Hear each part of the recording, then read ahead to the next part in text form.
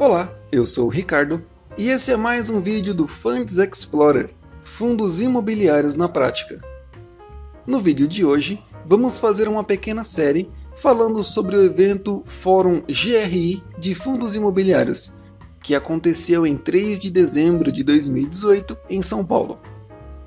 Nesse primeiro vídeo, vamos falar sobre uma apresentação que foi uma espécie de resumo sobre os fundos imobiliários, respondendo a 3 perguntas. Quais as características, classificações e funcionamento dos FIIs? Fundos imobiliários nos Estados Unidos versus fundos imobiliários no Brasil. Qual o tamanho do mercado? E a terceira, quais são os FIIs mais adequados a cada perfil? Essa apresentação foi feita pelo professor Arthur Vieira de Moraes, que vocês já devem conhecer, mas, se não conhece, está aí na tela algumas informações sobre ele. Nessa apresentação, ele destacou que os fundos imobiliários são o coringa do portfólio, fazendo aqui uma referência a jogos de baralho, em que, para você fazer o conjunto, o coringa ele serve em qualquer conjunto, ele pode substituir qualquer carta. Já no portfólio de investimento, os fundos imobiliários servem para qualquer tipo de investidor, tanto aqueles mais conservadores, como também aqueles com perfil mais arrojado. Falando um pouco sobre os fundos imobiliários nos Estados Unidos, que são conhecidos como REITs, a origem deles foi em 1960, o valor de mercado está em 1,1 trilhão, um total de 226 fundos, com 189 listados na Bolsa Americana. O volume diário de mercado é de 6,4 bilhões e um total de 80 milhões de investidores. Lá o mercado está dividido em aproximadamente 21% são as pessoas físicas, 28% as instituições, 40% outros tipos de fundos e 10% são os ETFs. No Brasil, os fundos imobiliários têm 25 anos, eles começaram em 1993. Vocês podem ver aí na tela outros países que têm investimentos parecidos com os fundos imobiliários que temos por aqui. O valor de mercado dos fundos imobiliários no Brasil está em aproximadamente 45 bilhões, com um total de 400 fundos. Desses, 161 estão listados na B3, que é a nossa bolsa de valores. O volume diário está em 45 milhões, um total de 184 mil investidores, e o nosso índice de fundos imobiliários é o IFIX. Agora fazendo uma comparação entre os FIIs e os imóveis. As características dos fundos imobiliários. Eles têm fácil acesso, custando aí R$ 150 uma cota, mas temos fundos imobiliários até mais baratos. Tecnicamente, tem fundos imobiliários com valor de mercado de aproximadamente R$ 2,50. Os imóveis e os inquilinos são de alta qualidade, comparando com o que você conseguiria você tendo um imóvel e você procurando um inquilino.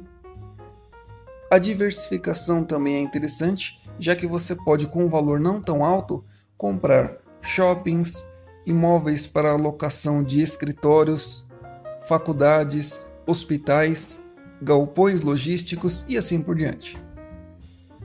Os FIIs também possuem uma gestão profissional. Todos os fundos possuem uma taxa de administração que ela é cobrada antes de você receber os seus rendimentos. Então, quando você recebe, já está tudo descontado, e esse percentual da taxa de administração é justamente o que você paga por essa gestão profissional. Então, qualquer problema que aquele imóvel ou aquele inquilino tiver, é essa gestão que vai cuidar. Ninguém vai bater na sua porta para te aborrecer, falar que teve problema naquele imóvel, que estourou um cano ou qualquer coisa do tipo. Além disso, qualquer problema jurídico, nessa gestão profissional, também tem advogados que vão cuidar do caso. Os fundos também têm uma liquidez crescente, previsível e fracionada, muito melhor do que comparando com os imóveis. Além disso, existe uma grande transparência, já que mensalmente são feitos relatórios gerenciais com diversas informações sobre aqueles imóveis.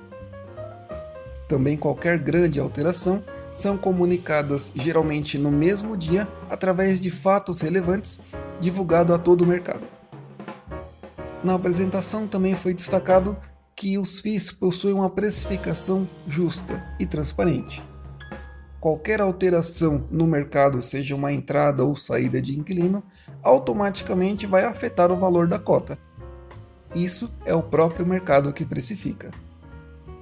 Também existe um baixo custo de transação. Atualmente existem até corretoras que não cobram absolutamente nada de corretagem para você poder comprar e vender essas cotas.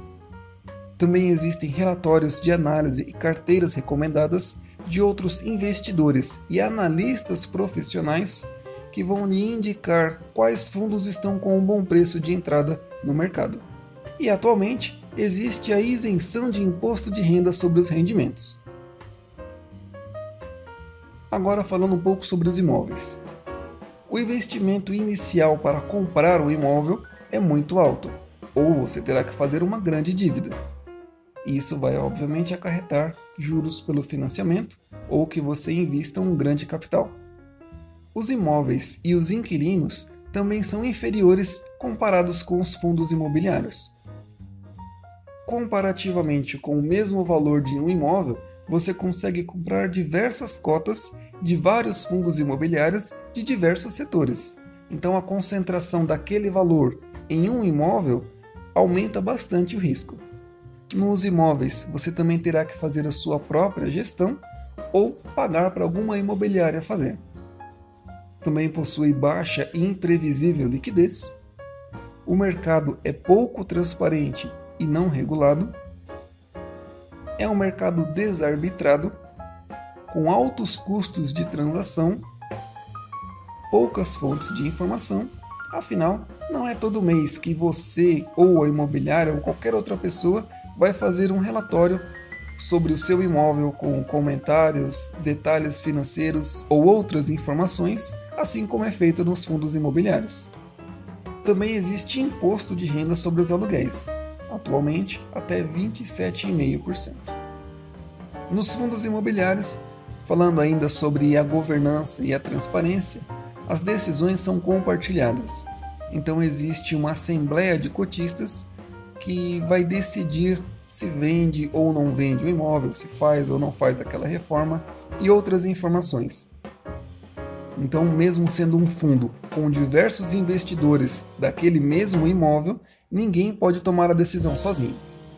Além disso, como são muitos investidores daquele fundo imobiliário, existe uma fiscalização e participação dos cotistas. Isso tudo fora a fiscalização da própria CVM, que é quem regula esse mercado. Agora fazendo um comparativo entre os FIIs e as ações. Os FIIs possuem um payout elevado, que está em 95%. Payout é o quanto dos rendimentos recebidos são distribuídos.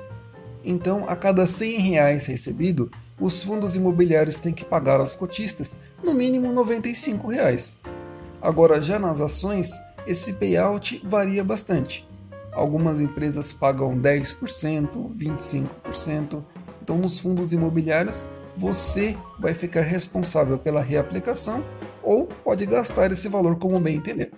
Os fundos imobiliários também têm menor risco de mercado, ou seja, uma volatilidade menor, menor risco de agência, que é o ativismo, um baixo risco de falência, já que eles não são alavancados, ou seja, um fundo imobiliário não pode comprar um imóvel fazendo um financiamento ou algo assim, algum tipo de dívida, então isso torna um risco bem menor. Quase todos os fundos imobiliários possuem rendimentos mensais e corretagem zero em várias corretoras. Nas ações, o payout é baixo, porém, esse valor que é retido, ele gera um crescimento orgânico. Então, pegando aquele mesmo exemplo anterior, no caso de R$100 recebido, esses R$100 eu estou falando de lucro, isso já é descontado todos os custos daquele imóvel e da administração. Então, nos fundos imobiliários é distribuído R$95, já nas ações, digamos que tem um payout de 25%, por exemplo, esses outros R$75 de lucro, eles são reinvestidos na própria empresa.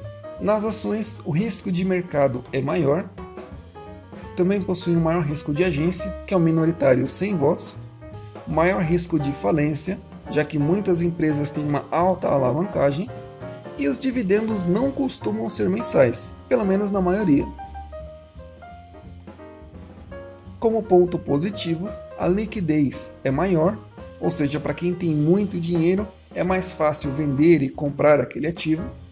Também possuem derivativos, por exemplo, as opções, que você pode ganhar dinheiro tanto na alta como na baixa das ações, e o imposto de renda é menor no caso das vendas das suas cotas, ou nesse caso aqui das ações, né, que é de 15%, ou isento se for até R$20 mil. Nos fundos imobiliários é 20% e não tem esse valor mínimo aí de 20 mil que ficaria isento. Aqui tem uma comparação de risco e retorno, comparando o IFIX, que é o índice de fundos imobiliários, o IDIV, que é um índice de ações que pagam dividendos, o SMLL, que é o índice de ações pequenas, são as small caps, e o Ibovespa, que é o índice de ações. O melhor é quanto mais alto e mais para a esquerda, melhor. Nesse caso, o índice de fundos imobiliários possui mais retorno e menos risco comparado com esses outros três índices. Agora uma comparação de fundos imobiliários com renda fixa. Os fundos imobiliários possuem um risco maior do que a renda fixa, já que fundos imobiliários são renda variável. Além disso, existem fundos imobiliários que são considerados ativos híbridos, ou seja, dentro daquele fundo imobiliário possuem investimentos em renda fixa e renda variável. Quase todos os fundos imobiliários possuem rendimentos mensais, os rendimentos são isentos de imposto de renda para a pessoa física, possuem uma liquidez diária. Existem também fundos de papel, que são alternativas aos CRIs, que são investimentos de renda fixa, isso com gestão profissional, diversificação e liquidez. Já no caso da renda fixa, ela não costuma ter um pagamento, um rendimento mensal, a tributação é maior até 2 anos, exceto nos isentos, por exemplo, LCI e LCA, e o risco também é menor, especialmente nos pós-fixados. Já no caso do imposto de renda, depois de 2 anos ele acaba sendo um pouco menor, já que ele fica ali em 15%. E para quem acha que renda fixa não oscila, está aí esse gráfico, uma comparação dos fundos imobiliários com o IMAB5, que é aquele investimento do Tesouro Direto chamado IPCA+, que ele paga a inflação e mais uma taxa. Você pode ver aí que eles costumam caminhar praticamente juntos. Nesse gráfico você consegue visualizar o quanto o IMAB oscila e também os fundos imobiliários. Aqui pegando o período daquela delação do Joesley, que a bolsa sofreu bastante, você vê aí que o IMAB sofreu bastante também, já os fundos imobiliários quase não sentiram. Na greve dos caminhoneiros, os dois sofreram bastante. E agora mais recente, no período das eleições, vemos que os dois também oscilaram bastante, sendo que o IMAB oscilou mais ainda do que os fundos imobiliários. Então, fazendo um resumo, os fundos imobiliários podem ser a porta de entrada para o mercado financeiro, para o mercado de renda variável e também para o mercado de fundos. Fundos imobiliários podem entrar em qualquer carteira de investimento. Com certeza, ele vai dar uma boa diversificação aos seus investimentos e, além disso, trazer um fluxo de caixa mensal, com rendimentos atualmente isentos. Caso queira verificar mais informações sobre esse evento, que foi o Fórum GRI de Fundos Imobiliários, vamos deixar o link na descrição.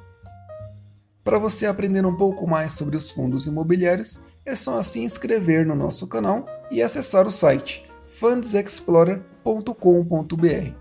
Dúvidas, críticas ou sugestões, deixem nos comentários. Não se esqueçam de curtir e compartilhar com seus amigos. Tchau!